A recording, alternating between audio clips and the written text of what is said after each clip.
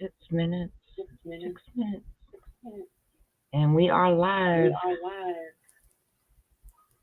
Hello, YouTube. Hello, Facebook land.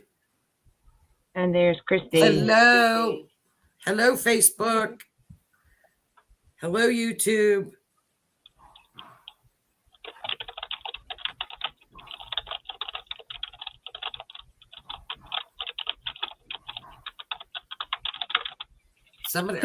Somebody's typing. Until showtime. Who's typing? Me. Oh. Sorry. That's all right.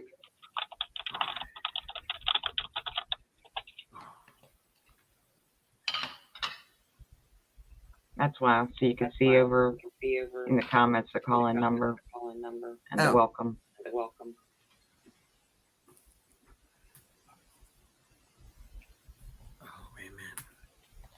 How are you feeling, Christy? Oh, hi, Christy. Hey, I'm getting ready to call in here. I've got some earbuds I'm trying out. I can't hear. Can you?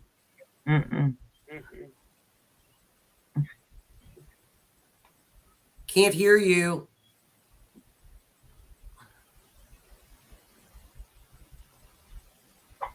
Put her off mute. Everybody needs t-shirts that say, you're on mute. 5 minutes until showtime. Tell her she's got to call in. Wait, she's got to call in too. She's calling in. Okay. Yeah, she just held her phone up. Okay. While you were looking down. I'm looking down. I'm looking down. And amongst us, we have a discombobulated, awesome team of amazingly powerful women. Hey, this is good. Mercury's in almost in retro or in retro right now, so it's good. It's a good thing.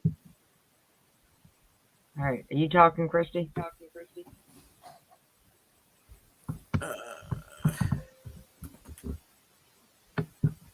Oh, she's Christy, calling are in you right now. I'm talking? putting her on. Hi, Chris. Hey, can you hear me? We Yes, can hear now we you can. fine. Okay, good. 4 minutes until showtime. You feeling better? I thought my microphone was at least going to work so I could tell you I was going to call in, but apparently it wasn't. Oh, no.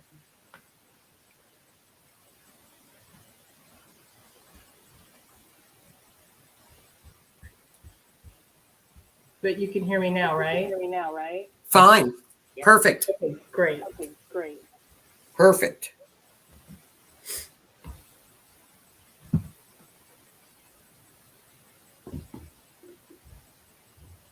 Perfect.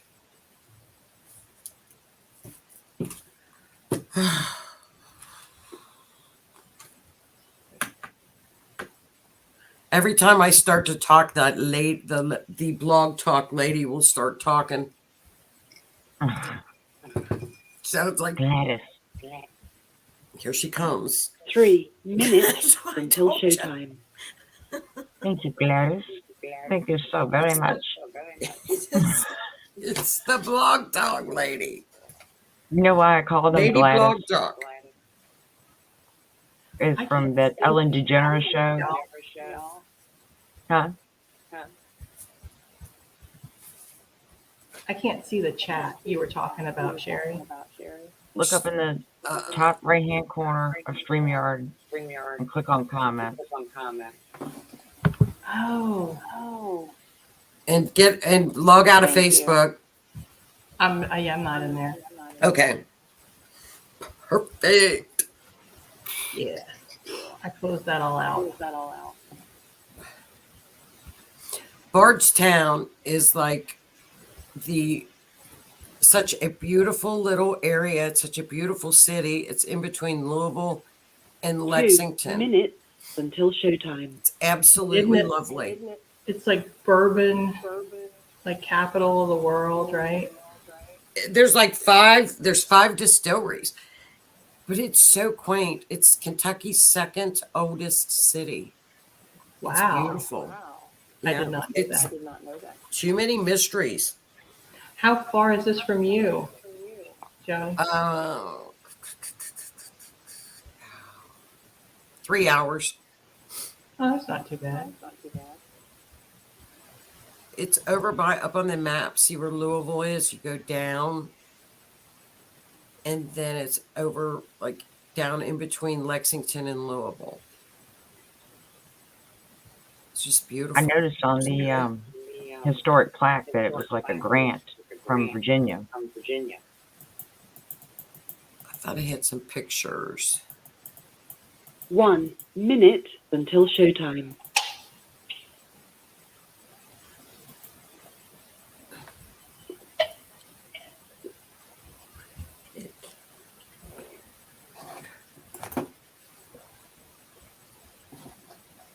Is that coffee, Sheri?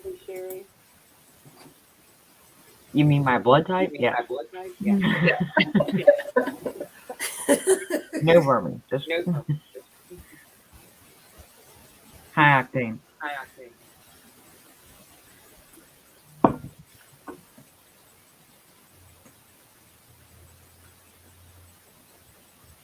I need it. I got tea. Iced tea.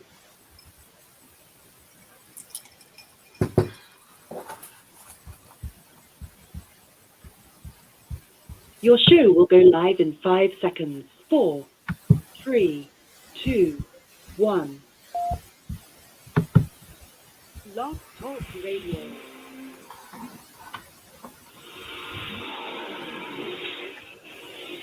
It has begun!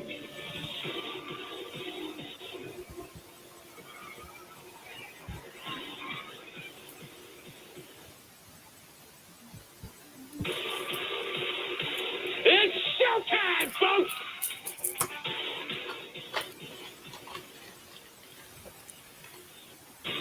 Welcome to the Rick Radio Podcast Network, right here on BlogTalk Radio, with shows 6 days a week, Saturdays set aside for special events and recreation. Join us as we produce the best on the net today. Be a part of the recreation. Network intro by Robert Sloan. Find Robert Sloan music today on Facebook and on YouTube.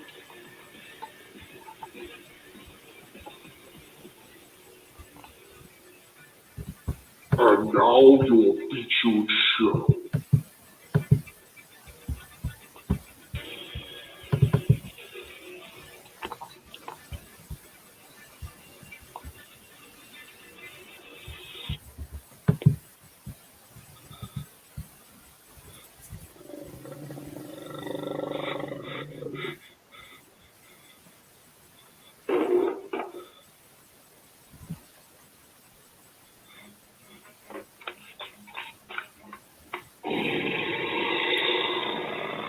Run.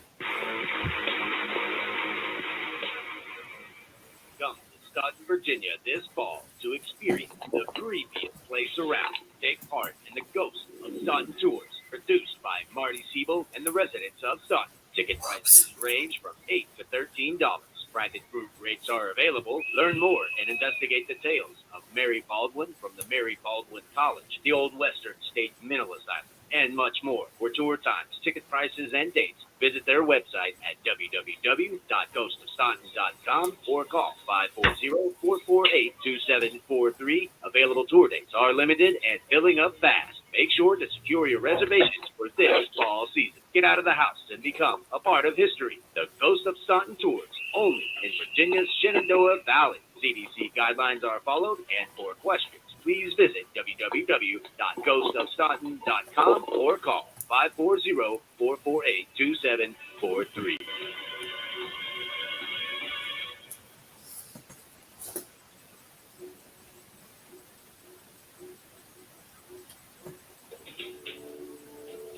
Welcome to True Crimes, Mysteries Behind the Dead.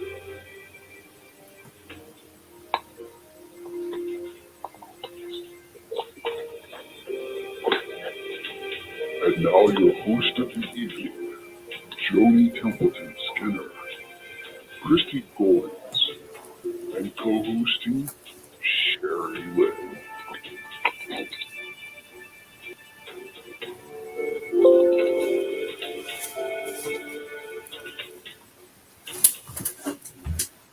Good evening, everybody, and welcome to Mysteries Beyond the Veil. This is your host, Joni Skinner, and I am joined this evening with my two co-hosts, Miss Sheri Lynn, who is the host from Haunted Tales, and Miss Christy Goins is with us tonight. How are you, girls? How are you this evening?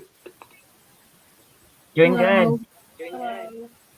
Hello. And just before we get started, Christy, I know I was supposed to play the commercial on Belgrove and I played the wrong commercial. So if you can just kind of give, I know you all will be at Belgrove with the Rift booth. If you can just give our listeners some information on Memorial Day weekend. Okay, well, May 27th through the 29th, Memorial Day weekend, the Rift is going to be at Belgrove Plantation in King George, Virginia. And we're going to have a Tui Sage Paracon. It should be really awesome. There's going to be like 40 paranormal vendors there. And it's going to be quite exciting. So join us, come out, have some fun. I believe the stall tickets are actually free right now. So there's going to be there are going to be readings, psychic fair, and where's this located? Where's Belgrove located? It's in King George County, Virginia. So everybody, for Memorial Day weekend, please visit the Rift Radio Network booth, and you can meet Sheri Lynn, and you can meet Christy. They will both be there. Yep. Sheri's holding up a book. There'll also be some authors out there. My guest coming up, Pamela Kinney, will be out there with her new book. So you can buy the new book and sign it. Get it signed by her out at Belgrove. Super. So make sure and stop by and see everybody. It's a great weekend to get out. It's fun to start getting out again. We are streaming live tonight on a lot of platforms. We are on BlogTalk Radio, the Rift Radio Network YouTube channel, True Crime Mysteries Beyond the Veil YouTube channel, Facebook, Spotify. Where else are we streaming, girls? I know I need to name some more, but Apple Radio. We are here every Tuesday night at 8 p.m. to bring you another true crime mystery where we combine forensic astrology, paranormal investigations, psychic clues to help solve mysteries. And I wanted to shout out to thank Harry Boyd from the show last week. And if you missed our show, please find it. And you can find it on Spotify. You can also find it on BlogTalk when we did the Mysteries from Virginia. And Harry Boyd was our law enforcement expert. He's a retired law enforcement detective. And he was just a wonderful guest, gave us wonderful insight. So thank you, Harry. And I look forward to having you on again. So I know Sheri feels the same way too. He's my superhero for sure. He's my superhero now too. But we did Mysteries in Virginia last week, and tonight we are doing Mysteries in Kentucky. Now, in the Mysteries in Virginia, we had two, and one was a cold case, one was a recent missing persons case. It so happens in this little town in Kentucky, which is located in between Louisville and Lexington. And it was actually voted America's most beautiful small town. There have been 5 homicides. And we have a missing persons. So this has gone on since 2013. We're going to go through every one of them this evening, show you what we that we found out, and just put in some clues and some forensic mapping and some astrology charts just to give our take on what occurred. But this is a town of 14,000 people, so you can imagine when from 2013 to 2016, there's a murder every year. This little town is like, what's going on here? What is happening in our small town? So our first mystery is Officer Jason Ellis. Officer Jason Ellis played minor league baseball for the Cincinnati Reds, which it's about 3 hours from Bardstown, Cincinnati is. And he was a canine police officer. He was highly decorated. He was he was officer of the year. He was a baseball coach. He was a father, a husband, just a wonderful man, wasn't he, Sheri Lynn? We have talked Absolutely. about him all day. And He was well What? respected and well loved in that community. He was loved. And this, like I said, this is a very small community. Everybody knows everybody. And then on May 25th, on 2013, Officer Ellis signed off from his patrol car and was headed home for the evening. Now, in this area, there is a stretch of highway called the BG. It's the Bluegrass Parkway, but everybody calls it the BG. So he signed off, was headed home, took exit 34 off of the BG, which I would say is about 10 minutes from Bardstown, headed east. So he came across on the exit, and it's a loop exit. It's rural. This is very rural area. He took the exit, and he found some sticks, some tree limbs in the middle of the road. He didn't call in on his radio, but he flipped on his lights, got out of the car to pick up the debris in the highway, and was ambushed. Buckshots, and was completely ambushed. He did not call for help on his radio. He was just like that fast. So a woman that was driving that also got off of the exit found him. She got into the police cruiser and started to yell that there was an officer down and that she needed help. So with that, of course, an investigation occurred. This has been one of the biggest mysteries, I think, definitely in Kentucky. But normally when an officer is shot, they're solved very quickly. This murder has never been solved. And what's interesting about this case is his cruiser was in the shop. He did not have his canine with him that night. It was also a full moon. So the road would have been bright. It would have been illuminated. Now, through the investigation, they found out these were buckshots. And this would take somebody that was very skilled as a marksman. And also, they believe there were two shooters from where he was ambushed. So, do you guys have anything else you want to add to Jason Ellis's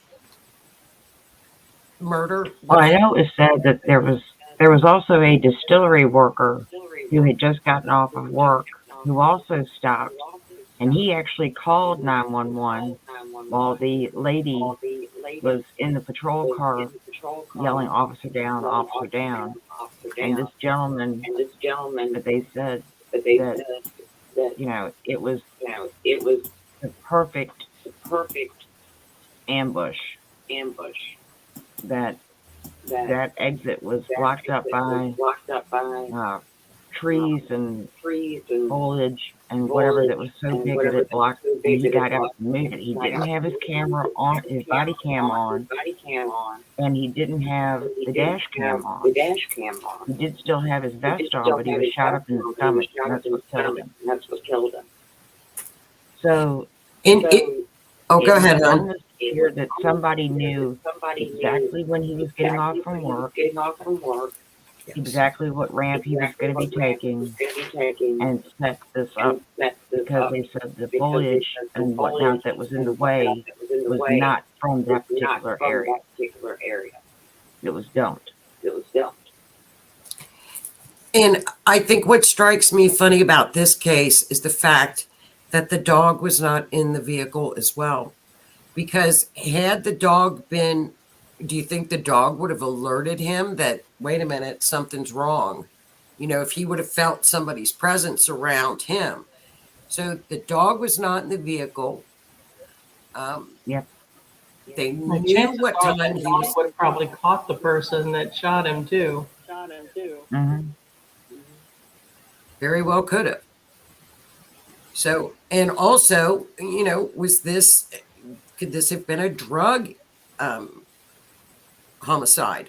Because of the fact that the canine dog was a narcotics dog. So with that being said, I'm sure that they looked through all of the old cases, but he was more of a traffic police officer, like a beat officer, as opposed to a narcotics officer. So, and I know that a lot of you have heard with the Summer Wells disappearance, the cornbread mafia, that term has been thrown around a lot. This is the original area of what is considered the quote unquote cornbread mafia. So, could that have been something? They just don't know. And this has been such a mystery. So when I pulled up Officer Ellis's astrology chart, and it was the event chart, and I did 2:10 a.m. because he called out at 2 a.m. I thought, oh, it's about 10 minutes. I was really kind of shocked at this. It showed everything. It showed, the event chart. One thing I can probably say for certain, he knew the people that shot him. He was familiar with who they were. Now, I'm not saying they were friends. I'm not saying anything like that. He was very aware and knew who these people were. And also on the chart, it clearly shows drugs were involved. Neptune is drugs, and it shows up very prevalent in the chart. And it shows that he was indeed ambushed, and but it's all there. But he did know who did it. So those were kind of a few clues that came out of the chart. Now, I did do a map to see if anything of importance would show up on the map. Majority of the lines went west. So in the Bardstown area. And I will post this on True Crime Mysteries Beyond the Veil, the Facebook page, so that if anybody is from this area, you might recognize where some of the lines do indeed go through. And maybe that will spur, something, a clue, a hint, anything at all. Now, the FBI has taken over this case. So, Christy, do you guys have anything else you want to add to Officer Ellis's? I read some interesting things. I'm not sure if this is rumor, hearsay, but that Officer Ellis was actually in the middle of investigating someone that potentially could have been his partner at the time of his death. I don't know. I didn't see that. Did you see that, Sheri Lynn? I don't know. I mean, I'm sure. I know that there was another individual who admitted to working with him that was removed from the force. I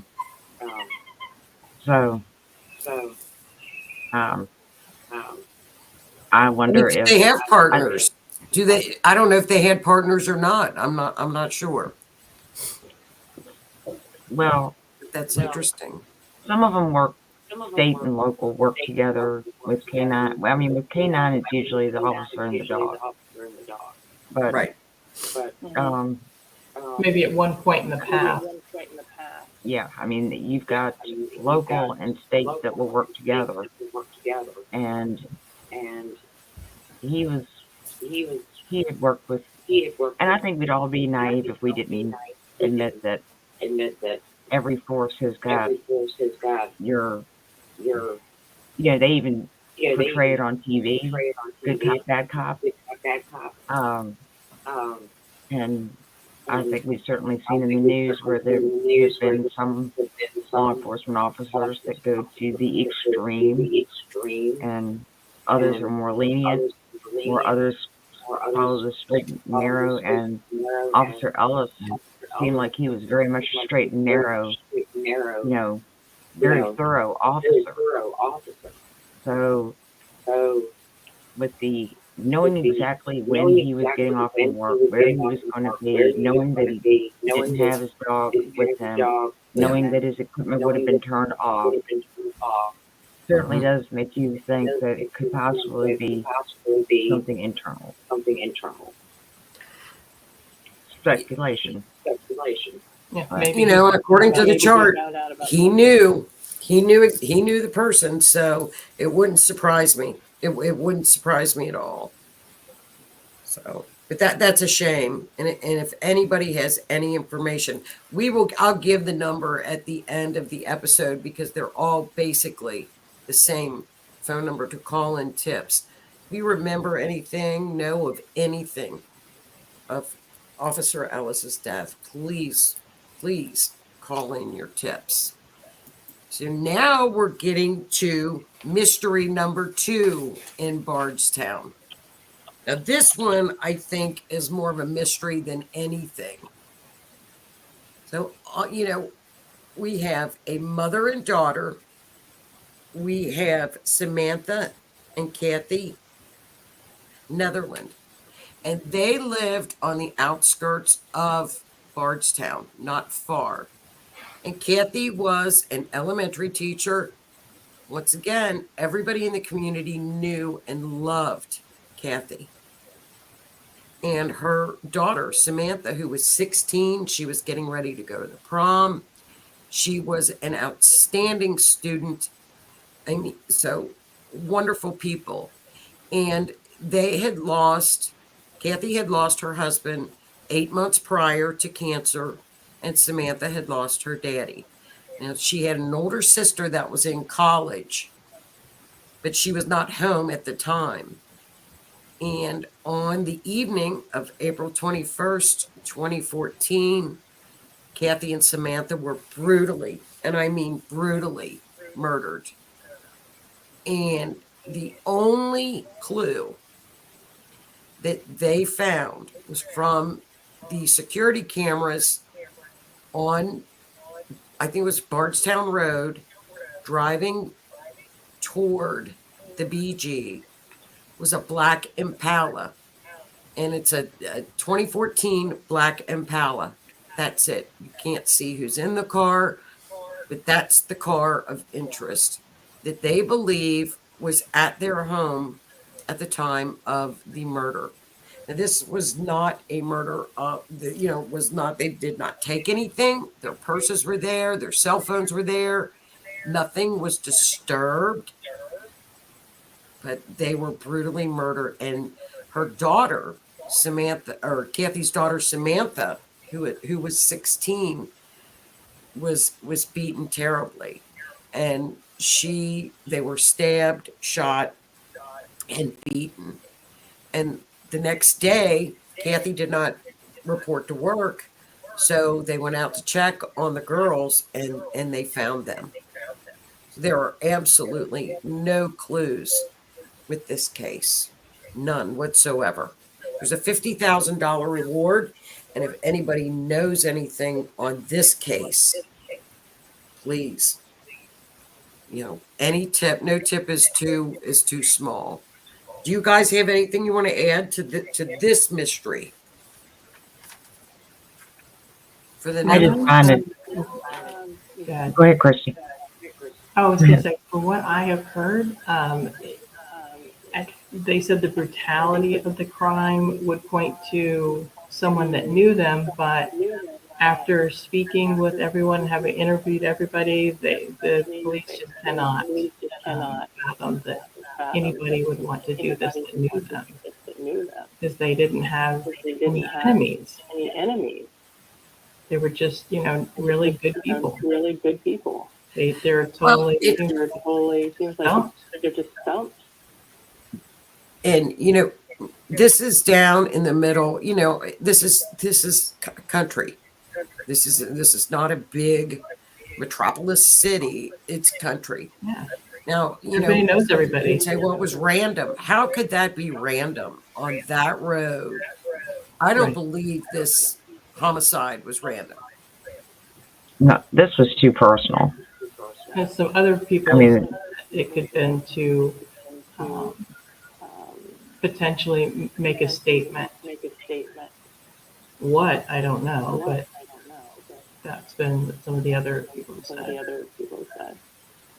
Well, when we look at the astrology chart, of course, there's rage all over it. There's fire signs and rage all over it. The only thing that really stands out on this chart is that it's an older man. That the perp was an older man. It clearly shows two victims for the sign of Libra, which is a dual sign. So we've got the two victims, and we have an older man. So it's just a horrific crime. This was a horrific murder. I think just a year before, they had lost their patriarch of their family too, to cancer, right? Correct. And you know what was odd? In December, Kathy posted on Facebook and she stated that her front door had shattered. Right. That was in December. mhm. So that may be a clue right there. Maybe there are secrets. Maybe there were some mysteries and some secrets that we just don't know about. Right. But the killer certainly didn't leave any clues for the police, and theft was not a motive. And Yeah, I don't all buy their random. belongings were there. Nothing was taken. Yeah. Right. And both were I don't- beaten. Both were stabbed. Both had their throats cut. But only the mother was shot. And that's like overkill. And that to me it sent chills through me that it was like, this was somebody who really, really, really wanted to make sure that the mother was deceased. It was just Yes. overkill. Well, and then the car, there is a picture of the car. It's a black Impala. And, I will post this on the Facebook page. Take a look at the car. You may say, oh, who knows? Maybe it'll click something. But, they did get a good picture of the vehicle. Yeah. So I hope that some clues come out of this one. So that was mystery number 2 that occurred in Bardstown.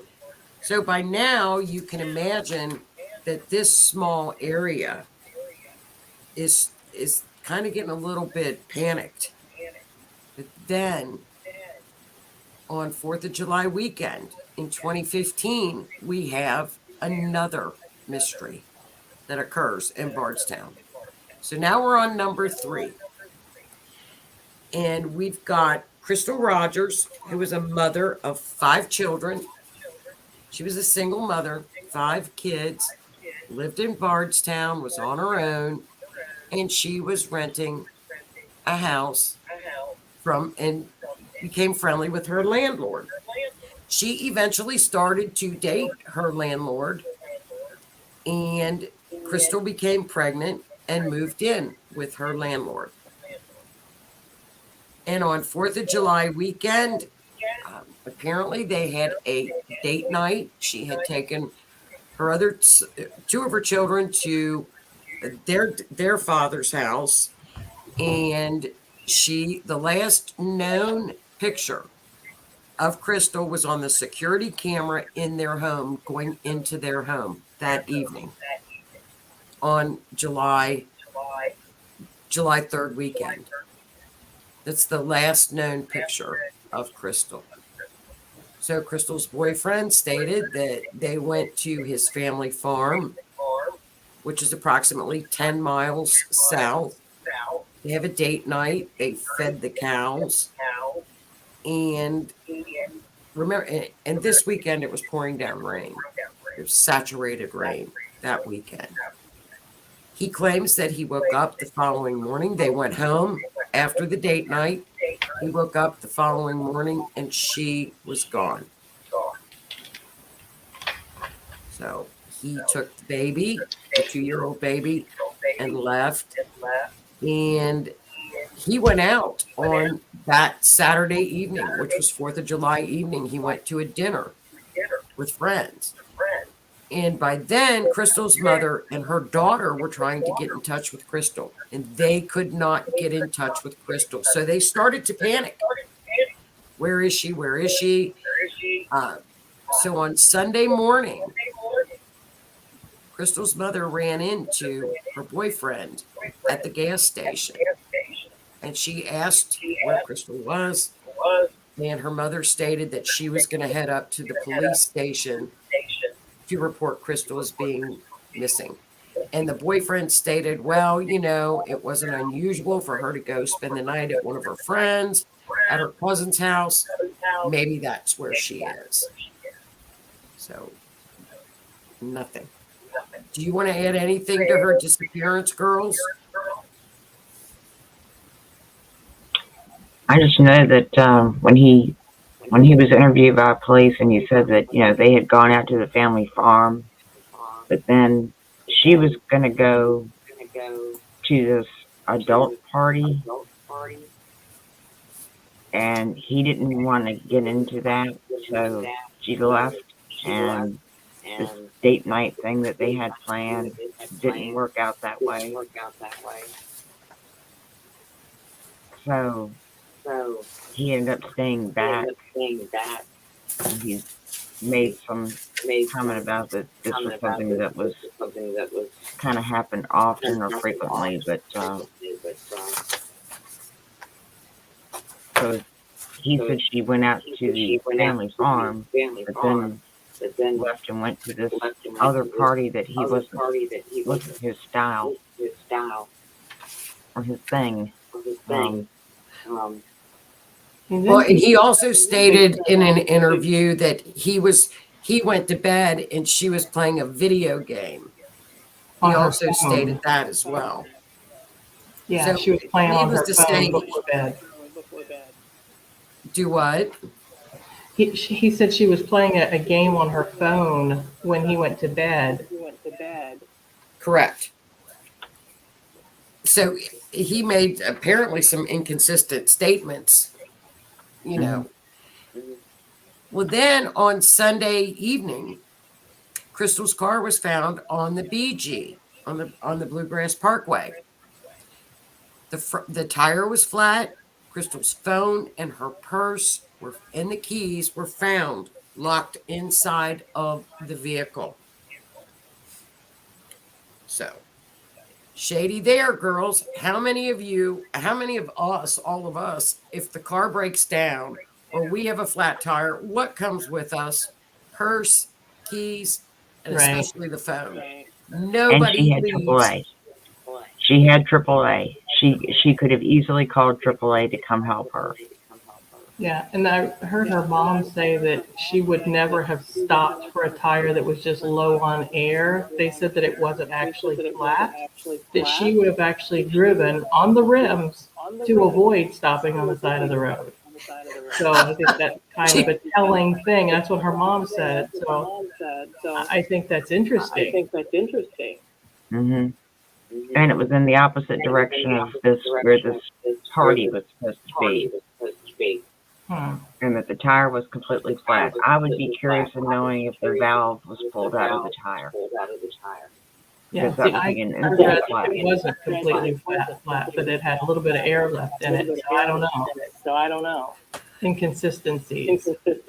Very inconsistent. So, what is interesting about this case is on July the 8th, Crystal's boyfriend was taken in for an interrogation by the police, and his brother was a Bardstown police officer. In the middle of his interrogation, or questioning, not interrogation, questioning, his brother calls him and tells him they may be tripping you up. You need to get out. It's time for you to leave. So the police department in Bardstown felt that was interference in an investigation and did not look kindly on his brother for that type of an interference. No wonder. And he was suspended on July the 8th for his actions. So, no, my bad, on July the 9th. But on the night following the interrogation on July the 8th, her boyfriend left the police department and his brother followed the boyfriend. And they ended up going to the family farm, which again is 10 miles south.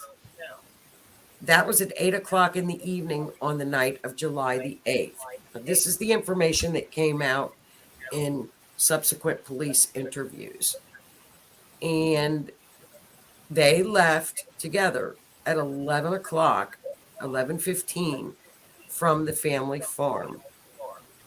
Now, when his brother was further investigated, his brother said he didn't remember that they had met up at the farm. He doesn't remember things. And that was a little shady, I felt too. And so finally, the boyfriend took a lie detector test that came back inconclusive. And the brother took a lie detector test as well. And he failed the areas when he was specifically asked about Crystal. So he subsequently was let go from the police department for interference in an investigation. So 300-page before the grand jury. I mean, 300 pages. That's big. So For now remember, this is back in 2015. So her family, including, I think, spearheaded by her father, Tommy, and her mother, they searched everywhere. They searched everywhere in Bardstown. They searched country roads. They have searched all over this area. And nothing turned up. Nothing at all turned up. So Crystal is still missing, still listed as missing. And do you guys have anything else you'd like to add onto Crystal's story? do you want to discuss the police interviews with and what was Well, found? I think the police interviews are very sure. I mean, from her brother's interview on the night of the where they followed each other to the family farm, go ahead and say what came out of that Yeah. police interview with.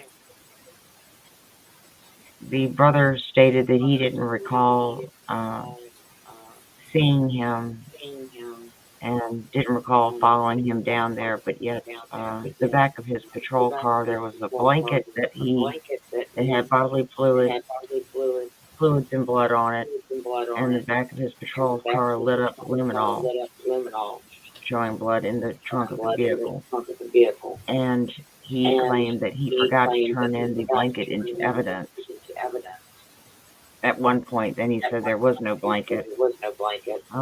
They noticed that there was no fire extinguisher. There should have been.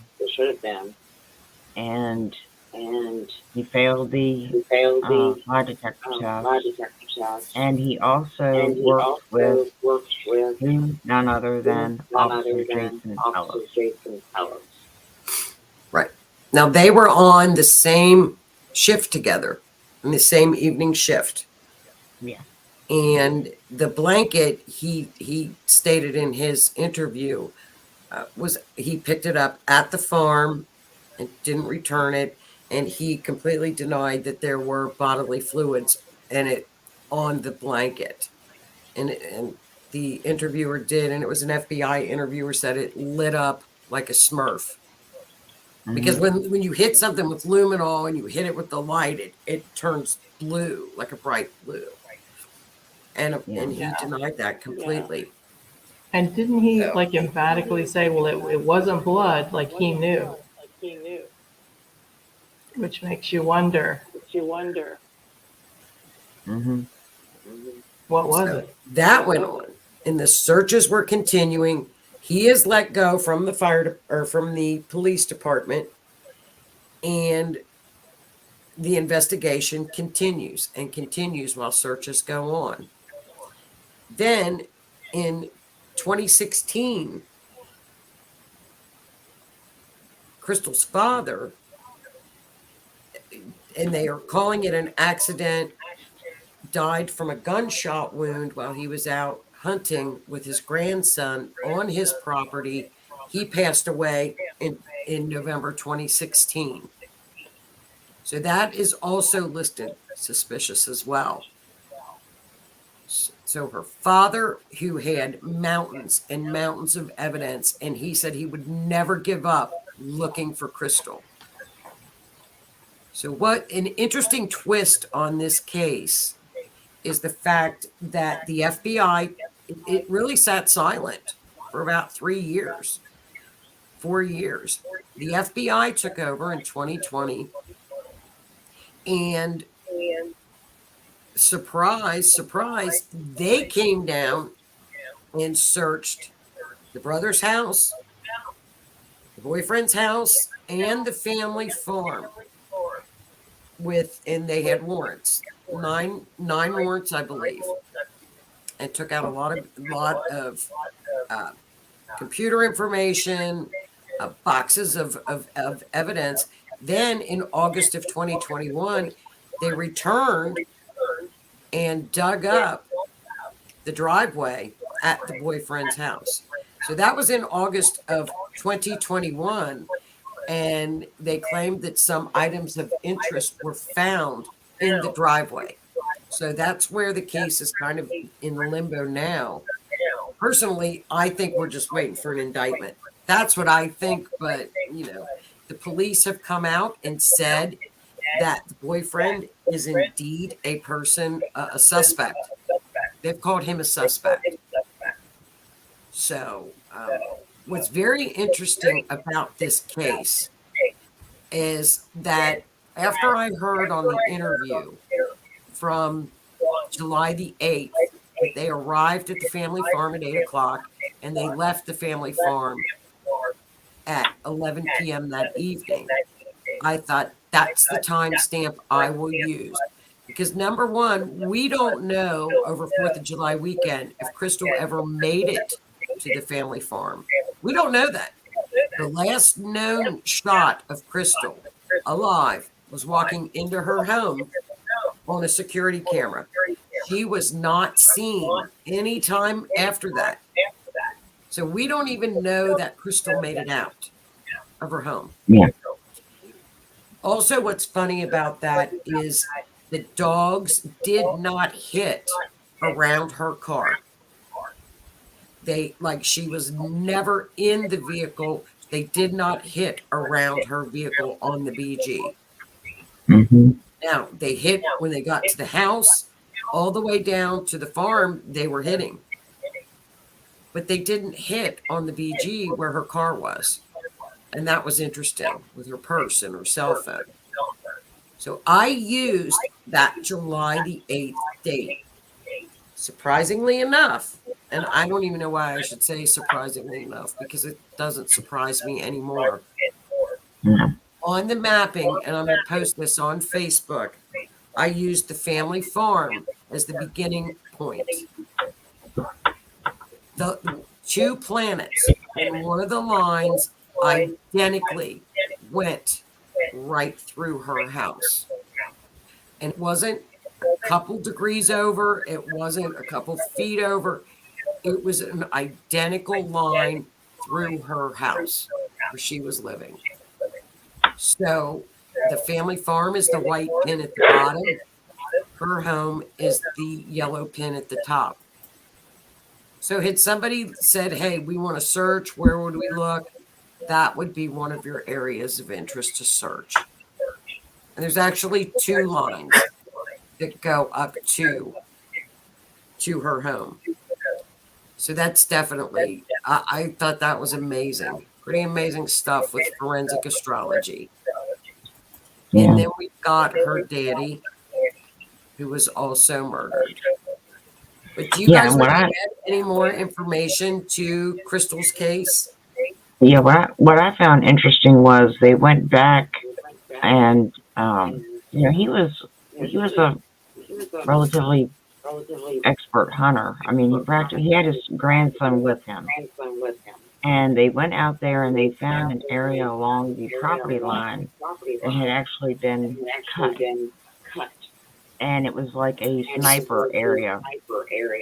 And the grandson said that his grandpa just blam got shot, and all it took was one shot. It was a one-shot kill. So you're talking about her father, Tommy. Yeah. Mm-hmm. They found an area along the property line that had been cut down, like somebody was using it for a sniper area. Yeah, it was And actually a one right shot out, kill. right out on the road. And they also had sawed off the limbs to a tree where they would have direct access to his property, that they would see him when he did go hunting. And that's an area down there where people would hunt on everybody's land. I mean, it's very rural. It's country. Yeah. So, And he was again, on his property. sure. Yeah. And his property goes right up to the Bluegrass Parkway. And so that, once again, I mean, that being a quote unquote accident, he was shot in the chest. I don't even know how that could even be deemed an accident, but Not if you're going hunting with a shotgun. no. So that no is way. our, Not with as hard as he was working trying to find his daughter, and with his grandson with him.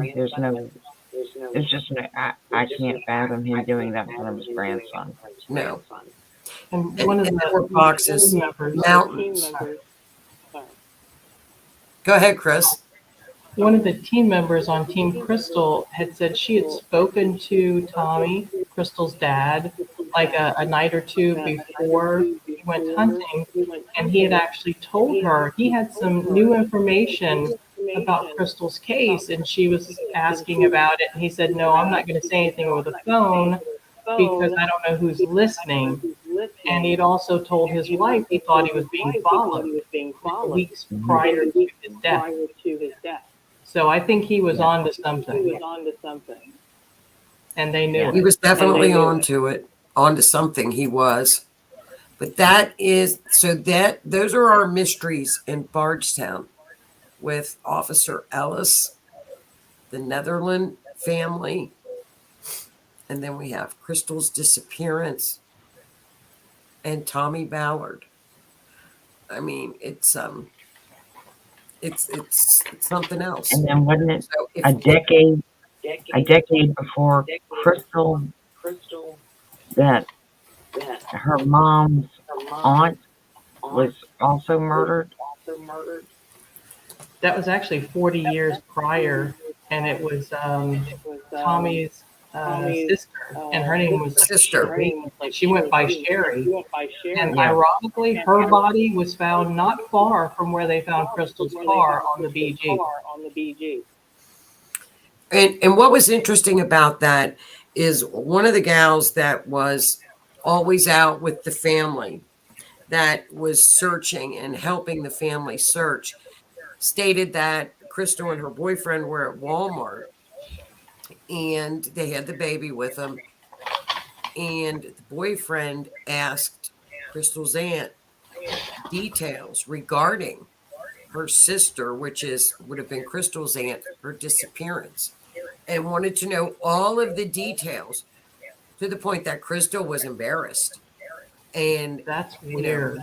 it was very, very weird. And the friend of the family who had helped conduct many, many searches found that very, very odd.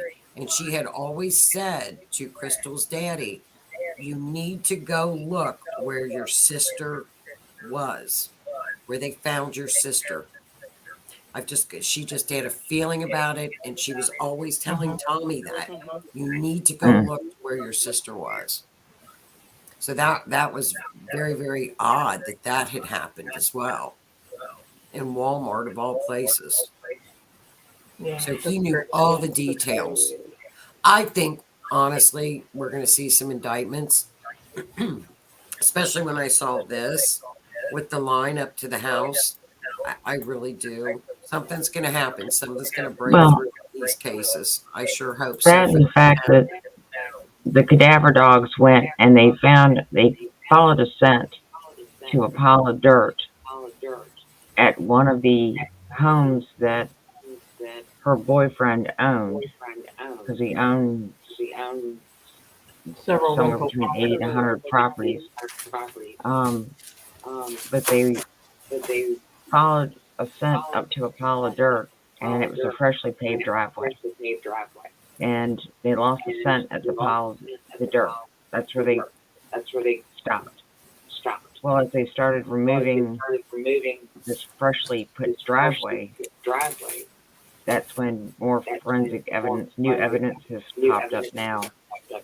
And you think about it, I know we all want it to hurry up and get an answer, but they only get one shot at trying to fight it. So it's cross your T's, dot your I's, and have all your ducks in a tidy little row. Yeah, they ended up digging up that driveway.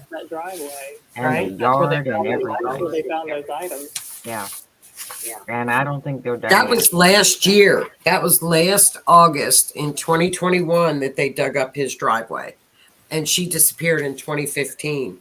So there's been quite a bit of Well, legwork. ironically, that when Team Crystal went out originally, that they had a cadaver dog with them then, and it hit in a similar spot back then, which is weird. Mm-hmm. Or on the property. Yeah, he lived in one house, and then there was several other houses on the street. And at the time, his brother, who was the officer that was released from the force, he was also living on the same street, even though he said he rarely ever saw his brother, and had just moved to a different location 2 to 3 weeks following that. So prior. and yeah, it's there's a lot of question marks. Lots of inconsistencies down in Bardstown, a lot of secrets, a lot of things are hidden, and I think a lot more people know than what they're talking about. And Joni, you know, who's that body that they found? They found a woman's body not too far from the farm, the family farm, and they still don't know who it's for. It wasn't encoded. They thought at first it was Crystal, but turns out it's not. So whose body is this?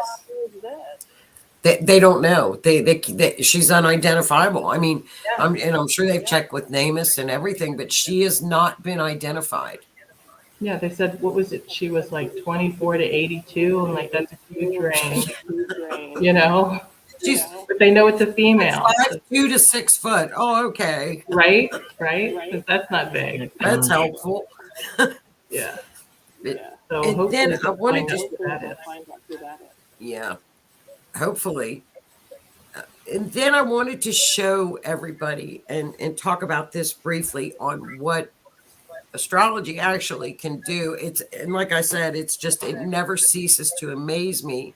And everybody in our country knows about the Alabama jailer that 2 weeks ago, her quote unquote jail romance, she helped him escape, and they seem to have disappeared. They have been gone for 2 weeks.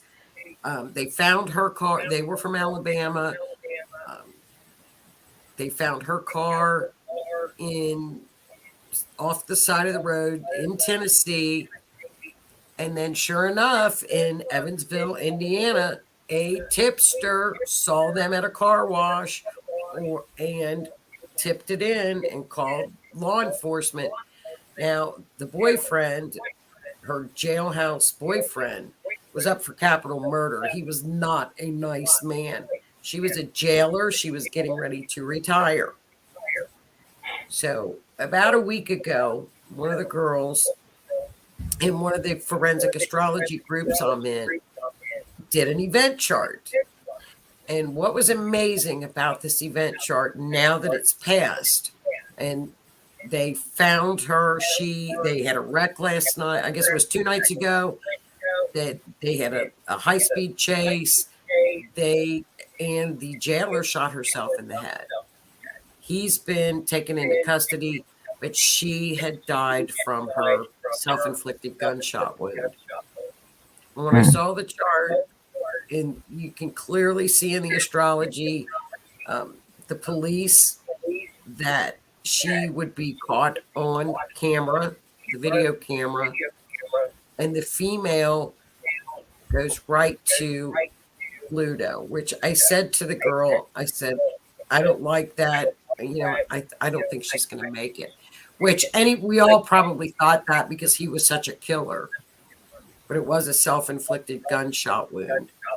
So I just wanted to show that as an example on how amazing the astrology really is with forensic astrology. And this was a week ago, and they were still out hiding. So I thought that was pretty interesting, good stuff. Yeah. That will do it for our episode with Mysteries in Kentucky. Christy, do you have anything you want to say or talk about before we say goodnight?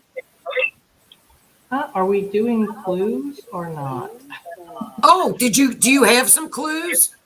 I have a few, but they're mostly with Crystal because that's who I was focusing on. So I've got for Crystal, I've got, let's see, something that we talked about earlier that I thought that there was somehow the person that was involved with, well, actually Crystal and with his death for sure had a connection to the team Crystal. For sure he was getting fed information, whoever killed the dad. I for sure know they're related. That's pretty obvious. The number is 61 or 62. And for Crystal, Trump. And I know later I heard about the brothers trunk situation, but I'm not sure if that's what it's relating to or something else. That's what I have. That's interesting. 61 or 62. We'll have to look at that. Yeah. Because that could be a route. I got 3, dirty badge, fire, and hidden, scattered. Repeat those. I didn't hear those, Cher. I got 3, all by the same person. 3, dirty badge, burned ashes in the ground, and one was roadside dirty badge. Other 2 were off-road dirty badge. Okay. And that was throughout this weekend during my team's investigation all the way up to this morning.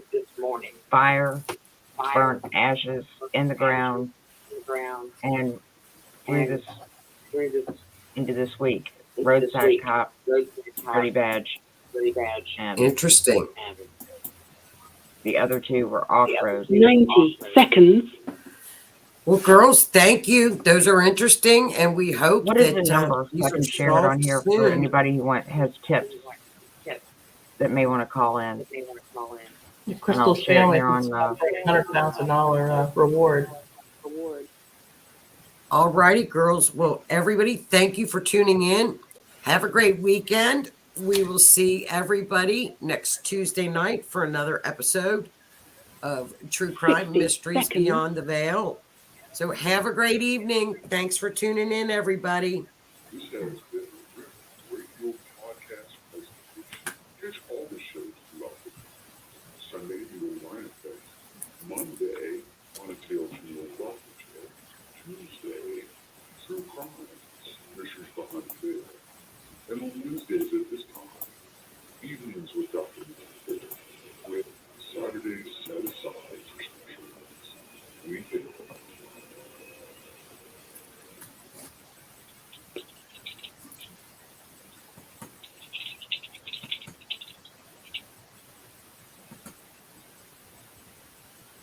Thank you for using Blog Talk Radio.